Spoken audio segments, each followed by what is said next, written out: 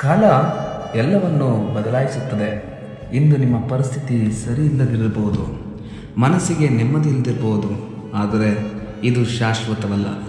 ಕತ್ತಲೆಯ ನಂತರ ಸೂರ್ಯ ಹುಟ್ಟುವುದು ಎಷ್ಟು ಸತ್ಯವೋ, ಸಂಕಷ್ಟದ ನಂತರ ಸುಖದ ದಿನಗಳು ಬರುವುದು ಅಷ್ಟೇ ಸತ್ಯ. ಪರಿಸ್ಥಿತಿ ನಿಮ್ಮ ನಿಯಂತ್ರಣದಲ್ಲಿ ಇಲ್ಲದಿರಬಹುದು, ಆದರೆ ನಿಮ್ಮ ಪ್ರಯತ್ನ ನಿಮ್ಮ ಕೈಯಲ್ಲಿದೆ. ಸೋಲನ್ನು ಕಂಡು ಹೆದರಬೇಡಿ, ಅದು ನಿಮಗೆ ಅನುಭವವನ್ನು ಕಲಿಸುತ್ತದೆ. ಸಮಾಧಾನವಾಗಿರಿ, ತಾಳ್ಮೆಯಿಂದಿರಿ. ಸಮಯ ನಿಮ್ಮನ್ನು ಪರೀಕ್ಷಿಸುತ್ತಿದೆ ಅಷ್ಟೇ. ಶೀಘ್ರದಲ್ಲೇ ಎಲ್ಲವೂ ಸರಿಯಾಗ್ತದೆ. ಅಲ್ಲಿಯವರೆಗೆ ನಿಮ್ಮ ಮೇಲಿನ ನಂಬಿಕೆಯನ್ನು ಕಳೆದುಕೊಳ್ಬೇಡಿ. ಶುಭ ದಿನಗಳು ದೂರವಿಲ್ಲ.